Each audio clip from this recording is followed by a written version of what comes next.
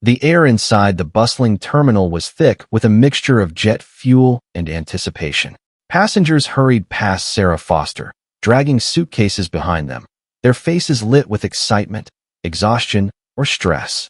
For her, it was supposed to be a simple trip, another meeting, another negotiation.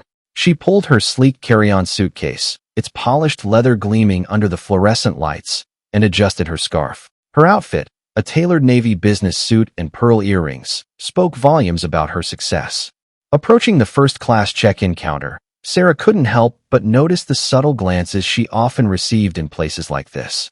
Some were admiring, others tinged with something less pleasant. She smiled at the attendant, handed over her ID and ticket, and waited patiently as they processed her check-in. "All set, Miss Foster," the attendant said, her tone polite but brisk. "Your gate is B14. Enjoy your flight." Sarah returned the smile, collecting her boarding pass. The transaction was seamless, yet a faint shadow of unease crept up her spine. It was a feeling she had learned to trust over the years. She pushed it aside, attributing it to the stress of the upcoming meeting. As she walked toward security, she could already hear the faint calls for final boarding from nearby gates. The security line was moderately long, but it moved quickly. Sarah joined the queue, placing her laptop and shoes into a bin with practiced efficiency. She passed through the metal detector without incident, only for a stern voice to call out behind her, "Ma'am, step aside for additional screening." Sarah turned, startled. A tall man in a crisp TSA uniform stood a few feet away, his cold blue eyes locking onto hers. His badge read Brian Clark. His voice was firm, almost dismissive, as if he had already decided something about her. "Is there a problem?" she asked, keeping her tone neutral. Clark motioned toward her carry-on. "Random inspection. Step aside." She sighed internally but nodded. Random inspections were not uncommon, though this didn't feel random at all. She moved to the designated area, where Clark began rifling through her belongings with a casual indifference that felt almost performative. He held up her boarding pass, squinting at it. "This looks fake," he said, his voice loud enough for nearby passengers to hear. Sarah's stomach dropped. "Excuse me? Where did you get this?" he demanded, ignoring her shocked expression. Sarah's voice remained calm, though a sharp edge crept into her words. "I purchased it through my company's travel agency. It's valid." Clark didn't even look up. "We'll see about that." By now, a few travelers had slowed down, their curiosity piqued. Sarah felt their eyes on her, judging her, questioning her legitimacy. Her heart raced, but her years in high-stakes corporate negotiations had taught her to mask such emotions. "Sir, if you could just check the barcode, you'll see that it's valid," she said, her voice steady but firm. "This is unnecessary." Clark scoffed. "People like you always think you can cheat the system." He held up her ticket for emphasis, as if displaying a piece of counterfeit evidence to a jury. The comment stung. Sarah's hands clenched into fists at her sides. "People like me," she repeated, her voice dropping an octave. "What exactly do you mean by that?" Clark's face flushed, but he didn't back down. "You heard me." Before she could respond, Clark stepped away, speaking into his radio. Moments later, 2 additional officers arrived. Sarah's pulse quickened. This wasn't just an inconvenience. It was turning into a spectacle. "I'm going to have to ask you to come with us, ma'am," Clark said, his tone officious yet laced with a faint hint of smugness. Sarah glanced at the growing crowd, then back at the officers. She knew she had nothing to hide, but the indignity of the situation gnawed at her. Taking a deep breath, she gathered her composure. "Fine. Lead the way." As she followed the officers through a side door, her mind raced. She needed to call David. He would know how to handle this. But before she could retrieve her phone, one of the officers snatched it from her hand. "No phones," Clark said curtly. Sarah stared at him, disbelief washing over her. "This is absurd." "You can explain that to us in the back," he replied, his tone icy. The door closed behind her, and the noise of the terminal faded away. She was alone with her thoughts now, and the gravity of the situation began to sink in. This wasn't just about her. This was about something much bigger, something that had followed her, in one form or another, her entire life. Little did Clark know, the woman he had just humiliated was not someone who would crumble under pressure. She was someone who thrived in it. The air in the back room was stifling, a stark contrast to the open, chaotic energy of the terminal. Sarah sat on a metal chair, her hands resting on the cold table in front of her. The walls were bare save for a clock that ticked too loudly, mocking the silence. Across from her, Officer Brian Clark leaned against the door frame, arms crossed, watching her like a predator assessing its prey. His smirk was faint but unmistakable. "Let's start again," Clark said, dropping her boarding pass onto the table with a dramatic flourish. "Where exactly did you get this?" Sarah met his gaze. Her expression calm despite the storm of emotions brewing beneath. "I've already explained that. It was issued by my company's travel agency. Do you have proof?" His tone was laced with sarcasm, as if he already knew her answer. She exhaled sharply. "My phone, which you confiscated, has the confirmation email." Clark's smirk widened. "Convenient." Sarah didn't flinch. Years of navigating corporate boardrooms had taught her how to stay composed under scrutiny. She wasn't about to let this man rattle her, no matter how blatant his contempt. "Why don't you check with the airline?" she suggested, her voice measured. "Oh, we will," Clark said, straightening. "But first, I have a few more questions. Questions that could easily be answered if you verified my ticket," she countered, her patience thinning. "Instead, you've chosen to humiliate me publicly and detain me without cause." Clark chuckled, a low, condescending sound. "You're awfully confident for someone in your position." Sarah leaned forward slightly, her eyes narrowing. "And you're awfully reckless for someone in yours." The smile slipped from Clark's face, replaced by a flicker of irritation. Before he could respond, the door opened, and a second officer entered, a woman this time. Her uniform was crisp, her expression unreadable, as she handed Clark a folder. "Here's her file," the officer said, glancing briefly at Sarah before stepping back. Clark opened the folder, his eyes scanning the documents. Sarah could see his confidence falter, his smug demeanor cracking ever so slightly. He looked up, his gaze sharper now, almost calculating. "Corporate attorney, huh?" he said, his voice dripping with skepticism. "You must think you're pretty untouchable." Sarah didn't respond. She didn't need to. The truth was written all over his face. He hadn't expected her to have a professional background, let alone one that commanded respect. "Let me make something clear," Sarah said, her tone cool but firm. "You can play your little power games all you want, but you're stepping into very dangerous territory." Clark's jaw tightened, but before he could retort, the door opened again. This time, it wasn't another officer, it was David Foster. The energy in the room shifted instantly.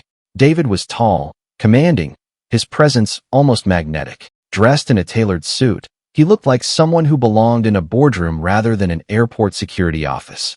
His eyes scanned the room, taking in Sarah, the officers, and the tension that hung in the air.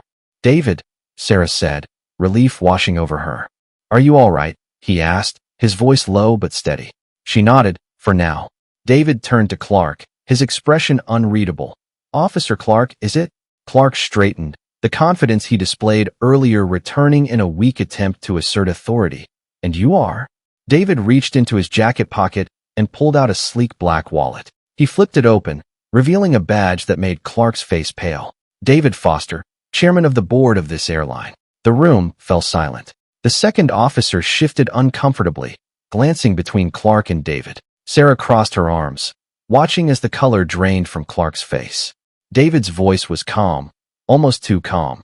"Would you care to explain why my wife has been detained and humiliated over a valid ticket?" Clark stammered, his early bravado evaporating. I was just following protocol, sir. The ticket looked suspicious, and Did you verify it with the airline?" David interrupted, his tone razor-sharp.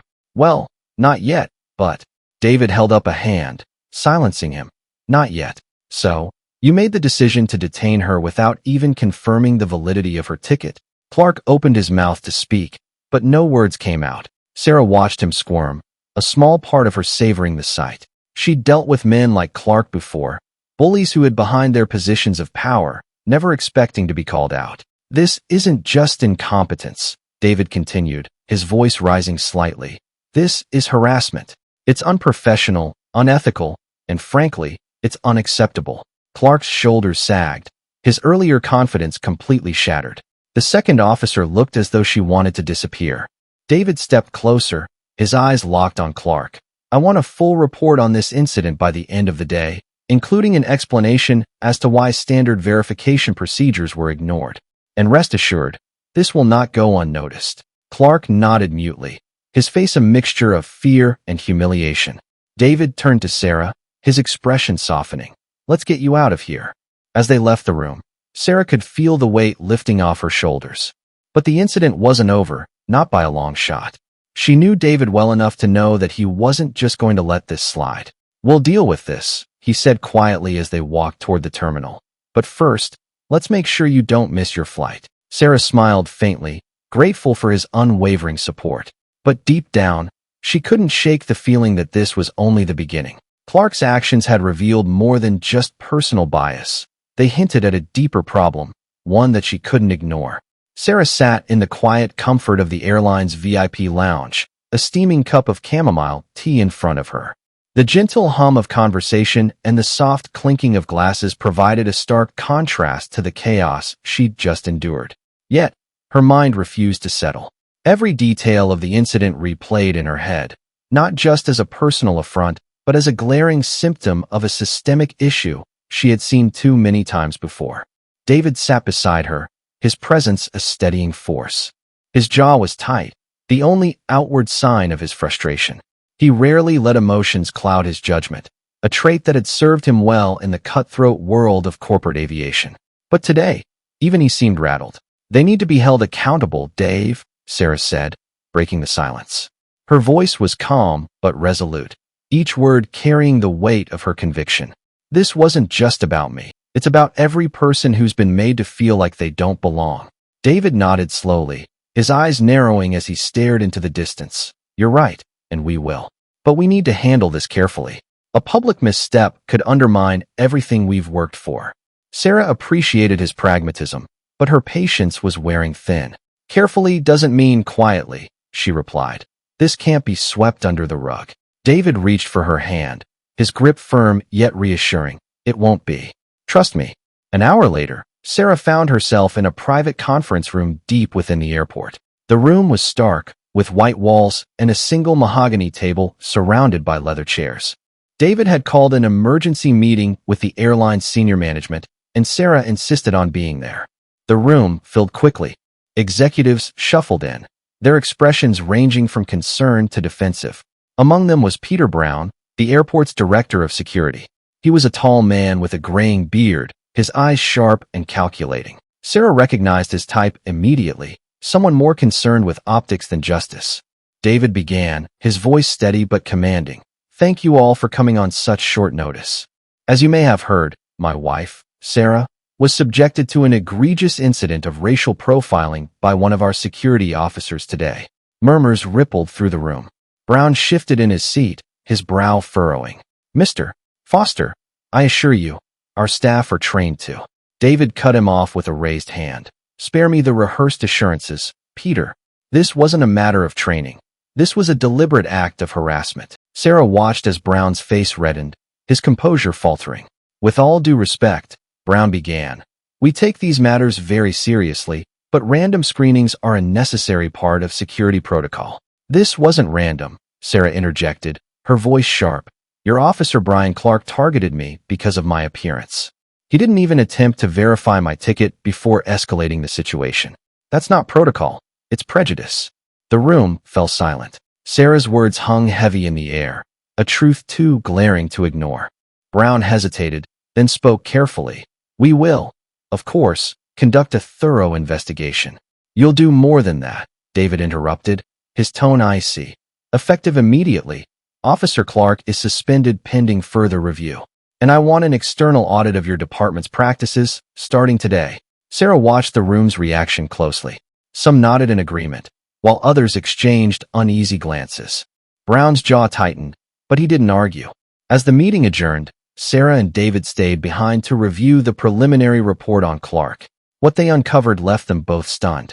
"This can't be right," Sarah murmured, scrolling through the document on her tablet. David leaned over, his eyes narrowing as he read. "What is it?" "Clark's been flagged before," she said, her voice tinged with disbelief. "Multiple complaints of misconduct, harassment, excessive force. But he was promoted last year, despite all of it." David's face darkened. "Who signed off on his promotion?" Sarah tapped a few more times, then froze. "Peter Brown." David leaned back in his chair, his expression grim. "So it's not just Clark. This goes deeper. Sarah nodded, her mind racing. Brown's defensive behavior during the meeting suddenly made sense. He wasn't just protecting Clark. He was protecting himself. We need to act fast, David said. If this gets out before we address it, the entire airline's reputation will be at risk. Sarah shook her head. This isn't just about PR, David. It's about integrity. If Brown's complicit, he needs to go, and we need to make sure this system of enabling toxic behavior ends here. David placed a hand on her shoulder. Then let's make it happen. Later that evening, Sarah sat in her hotel room, the city skyline stretching beyond the floor-to-ceiling windows. The day's events had left her drained, but her resolve was stronger than ever. She opened her laptop and began drafting a letter to the board, outlining her findings and recommendations. Her phone buzzed, interrupting her thoughts. It was a text from David. Meeting scheduled with the board tomorrow morning. We'll set things right. Sarah smiled faintly, then turned back to her screen. This wasn't just about setting things right for herself. It was about ensuring that no one else would have to endure what she had. As she typed, the words came easily, fueled by a sense of purpose. She was no stranger to battles like this, but this one felt personal in a way others hadn't. It wasn't just her dignity at stake. It was a fight for justice, for change, and for every voice that had been silenced by a system designed to ignore them. And she was ready to fight. The boardroom was an expanse of polished oak, glass walls, and commanding views of the city below. Sarah stood near the large conference table, her presence radiating calm authority. To her left, David Foster prepared a presentation, his demeanor equally composed but carrying a quiet intensity. Around the table sat the airline's board of directors, their faces a mix of curiosity and concern. The air was thick with unspoken tension. Everyone knew this wasn't just another routine meeting. This was about accountability, something few in the room had ever expected to face in such stark terms. David began. Thank you all for coming on such short notice.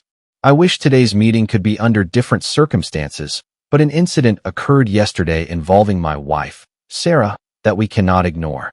He gestured toward her, stepping aside to let her take the floor. Sarah faced the room, her eyes scanning each member deliberately before she spoke. Yesterday, I was detained and humiliated by one of your security officers, Brian Clark. I was accused of presenting a fake ticket, denied verification of my credentials, and publicly handcuffed, all without justification. She paused, letting the weight of her words sink in. This isn't just a personal grievance. This is a systemic issue, rooted in bias and negligence. Sarah clicked a button on the remote in her hand, and a series of slides appeared on the large screen behind her. The first displayed a record of formal complaints filed against Clark over the past 2 years. These are the documented complaints against Officer Clark, she continued. 7 allegations of harassment, 4 of racial bias, and 2 reports of excessive force. Each was either dismissed or ignored. The directors shifted uncomfortably in their seats. Sarah advanced to the next slide, a signed document approving Clark's promotion. This is the authorization for Clark's promotion last year, she said, signed by Peter Brown, Director of Security. A murmur rippled through the room. One of the directors, a woman in her 50s with a sharp gaze, raised a hand. Excuse me, Mrs. Foster, are you suggesting that Mr. Brown knowingly promoted an officer with this record? Sarah met her gaze directly. I'm not just suggesting it. I'm stating it as fact. The door opened, and Peter Brown entered, his face tight, with barely concealed irritation. He had been summoned late, deliberately, to prevent him from derailing the presentation. Glad you could join us, Mr. Brown, David said, his tone razor-sharp. Brown sat stiffly, his eyes darting to the screen. What's this about? Sarah clicked to the next slide, surveillance footage from the terminal. The room fell silent as they watched Clark detain Sarah, his behavior aggressive and unwarranted. The footage then shifted to Clark accepting a bribe from another passenger earlier that day. Sarah's voice was steady, but her words cut deep. This is your officer, Mr. Brown, and this is your department, under your leadership. Brown's face turned crimson. This is taken out of context. David slammed his hand on the table, silencing him. Enough. You've failed this company, and you've endangered the very passengers we're sworn to serve. Your excuses won't save you now. Sarah wasn't done. She advanced to the final slide, revealing an email chain between Brown and a private contractor. This, she said, pointing to the screen, is evidence of a scheme to divert funds meant for staff training into personal accounts. Mr. Brown not only enabled unethical behavior, but actively profited from it. The boardroom erupted. Voices overlapped, questions flying. Brown stood, his voice shaking. "You can't prove anything." "We already have," David said, cutting him off. "Legal counsel is reviewing the evidence as we speak. Your resignation will be submitted before the end of the day, or we'll proceed with termination and prosecution." Brown sank back into his chair, his confidence shattered. The meeting concluded with swift decisions. Clark was officially terminated, and Brown's resignation was demanded on the spot. An external audit of the security department was authorized, with Sarah leading the oversight committee. As the directors filed out, David placed a hand on Sarah's shoulder. "You were incredible in there." She smiled faintly but didn't allow herself to relax. "This is just the beginning. We've exposed the problem, but now we have to fix it." David nodded, his expression resolute. "And we will, together." Later that evening, Sarah sat in her office, reflecting on the day's events. She knew this fight wasn't over. Systemic change required persistence, resilience, and a willingness to face resistance at every turn. But for the first time in years, she felt hopeful. Her phone buzzed, a text from one of the directors. "Thank you for your courage." Today was a wake-up call. Sarah smiled, placing her phone down. She had always believed in the power of justice, but now she had the opportunity to wield it on a larger scale, and she intended to use it wisely. Sarah Foster sat in the warm glow of her office. Late into the evening, the events of the day looping in her mind. Exposing the systemic failures of the airline's security department was only the first step. Change didn't come easily, especially in a world built on entrenched power structures. The dismissal of Brian Clark and the resignation of Peter Brown were victories, but they felt hollow without addressing the deeper rot that allowed them to thrive. She reached for her laptop and opened a blank document. Across the top, she typed, "Strategic Plan for Anti-Discrimination and Ethical Oversight." The keys clacked rhythmically as she poured her thoughts into actionable steps. Her legal mind, honed over years in corporate negotiations, was in full force now. Policies, training initiatives, third-party audits, it all had to be airtight. The following morning, Sarah presented her plan to David over breakfast in their sunlit dining room. The smell of freshly brewed coffee and warm croissants filled the air, but her mind was too focused to enjoy it. David scanned the document, his expression unreadable. When he finally looked up, his eyes shone with quiet admiration. "This is ambitious," he said. "It has to be," Sarah replied, her voice firm. "We're not just fixing the airline's reputation. We're setting a precedent for the entire industry." David nodded. "The board won't like the cost of implementing this. It's going to take a lot of convincing." Sarah leaned forward, her hands clasped on the table. "Then let's convince them. They need to understand this isn't just about money. It's about integrity. And if they can't see that, they shouldn't be on the board." David chuckled softly, shaking his head.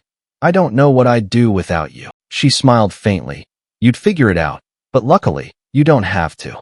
That afternoon, Sarah received an unexpected call from Helen Shaw, the sharp-eyed director who had supported her during the board meeting. Helen was a seasoned executive with a reputation for being tough but fair. "Mrs. Foster," Helen began, her tone brisk but warm. "I wanted to thank you for your presentation yesterday. It was eye-opening." "Thank you, Miss Shaw," Sarah replied. "I appreciate your support." "I've been thinking," Helen continued. "We need to make sure this doesn't get buried under corporate politics. I want to help you push this plan through." Sarah was momentarily taken aback. Helen wasn't known for aligning herself with controversial initiatives. "That means a lot," she said. "But why the sudden interest?" Helen hesitated, then sighed. "Let's just say I've seen firsthand what happens when these issues are ignored. It's time I did something about it." Sarah nodded, sensing there was more to Helen's story than she was letting on. "Then let's make it happen." As news of Clark's dismissal and Brown's resignation leaked to the press, the airline became the center of a media storm. Headlines ranged from "Airline Scandal," "Security Bias Exposed," to "Corporate Leadership Faces Reckoning Over Discrimination Allegations." Sarah knew this was both a blessing and a curse. Public scrutiny would pressure the board to act quickly, but it also meant walking a tightrope. Any misstep could escalate the situation further. One particularly pointed op-ed caught her attention. "Will real change follow? Or is this just damage control? The words stung, not because they were unfair, but because they echoed her own fears. Change wasn't guaranteed. It had to be fought for. The next board meeting was tense. Sarah and David stood side by side at the head of the table, presenting the comprehensive plan Sarah had crafted. The directors listened, their expressions ranging from skeptical to intrigued. "This plan will cost millions," one director argued, "and the timeline you're proposing is aggressive. Is it even feasible?" Sarah met his gaze, unflinching. "Feasibility isn't the issue here, necessity is. The cost of doing nothing is far greater, financially and morally." David chimed in. "We've already seen the damage this has done to our reputation. This isn't just an investment in ethics. It's an investment in the future of the company." Helen Shaw leaned forward, her voice cutting through the tension. "I agree with Mrs. Foster. This isn't a debate about cost. It's about whether we're willing to lead or continue to follow outdated practices. And I, for one, am tired of following." Her endorsement shifted the mood. Slowly, the directors began to nod. Sarah's confidence grew. They were on the brink of something transformative. By the end of the meeting, the board voted overwhelmingly in favor of the plan. Sarah felt a wave of relief, but she knew this was only the beginning. Implementation would be a long, uphill battle, fraught with resistance and challenges. But for the first time, she felt the tide was turning. That evening, Sarah sat on the balcony of their home, a glass of wine in hand. The city lights twinkled in the distance, a reminder of the world she was working to change. David joined her, placing a hand on her shoulder. "You did it," he said, his voice filled with pride. "We did it," she corrected, leaning into him. "But there's still so much to do." "And we'll do it," he assured her, "one step at a time." Sarah smiled, a sense of quiet determination settling over her. She had always believed in justice, but this fight had reignited something deeper, a calling to lead the world better than she found it. And with David by her side, she knew she wouldn't stop until she did. The airline's crisis wasn't just a scandal, it was a reckoning. Sarah and David knew that the systemic issues exposed by the incident went beyond one officer or one department. It was time to rebuild, not just policies, but the company's very ethos. Sarah's phone buzzed as she reviewed the latest audit findings in her office. The name on the screen made her pause. Helen Shaw. "Helen," Sarah greeted her, her voice tinged with surprise. "What can I do for you?" Helen didn't waste time. "I've been thinking about the bigger picture. Fixing the security department is a start, but what about the rest of the company?" Sarah leaned back in her chair, intrigued. "Go on." "We need a task force," Helen continued. "Something cross-departmental, with real teeth, not just to address bias, but to ensure ethical practices across the board. And I want you to lead it." The words hung in the air for a moment. Sarah felt a flicker of pride, but also the weight of responsibility. "That's a significant undertaking," she said cautiously. "It won't be easy," Helen's tone softened. "Nothing worth doing ever is. But if anyone can do it, it's you." Sarah smiled faintly. "All right, let's make it happen." Over the next few weeks, Sarah worked tirelessly to form the task force. She handpicked members from across the company, focusing on individuals with a reputation for integrity and innovation. Among them was John Wells, a rising star in HR known for his progressive policies, and Maria Ortiz, a veteran pilot who had long advocated for diversity in aviation. The first meeting was held in a sleek conference room with a large glass wall overlooking the runway. Sarah stood at the head of the table, her presence demanding. "Thank you all for being here," she began. "What happened to me wasn't an isolated incident. It was a symptom of deeper issues within this company. Our job is to identify those issues and create real, lasting solutions." The room was silent for a moment. Then John spoke up. "Where do we start?" Sarah's lips curved into a determined smile. "We start by listening." The task force began hosting listening sessions with employees from every level of the company. Sarah sat in on many of them, hearing stories that were equal parts heartbreaking and enraging. A black flight attendant recounted being overlooked for promotions despite glowing reviews. A young Latino mechanic described how his ideas were dismissed by senior staff until a white colleague repeated them. Each story added fuel to Sarah's resolve. She took meticulous notes, weaving them into a comprehensive report that would form the foundation of their recommendations. But not everyone welcomed the changes. One morning, Sarah arrived at her office to find an anonymous note on her desk. "Stop stirring the pot before you drown in it." The words were scrawled in jagged handwriting, the meaning unmistakable. David was livid when he saw it. "This is unacceptable," he said, pacing the room. "We need to report this." Sarah shook her head. "No, that's exactly what they want. For me to back down, to be intimidated. I won't give them the satisfaction." But the threats didn't stop. Anonymous emails, snide comments in meetings, and even a tampered report designed to discredit her work. Each incident tested her resolve, but Sarah refused to waver. The turning point came during a company-wide town hall, where Sarah presented the task force's findings. The event was live-streamed to employees worldwide, making it the most public moment of her career. Standing on the stage, Sarah spoke with the conviction of someone who had nothing to lose and everything to gain. "This company has a choice," she said. "We can cling to outdated practices and watch our reputation crumble, or we can lead the way in creating a more equitable and ethical industry. The world is watching, and so are our employees. What kind of legacy do we want to leave?" The room erupted in applause, and for the first time, Sarah felt the tide truly turning.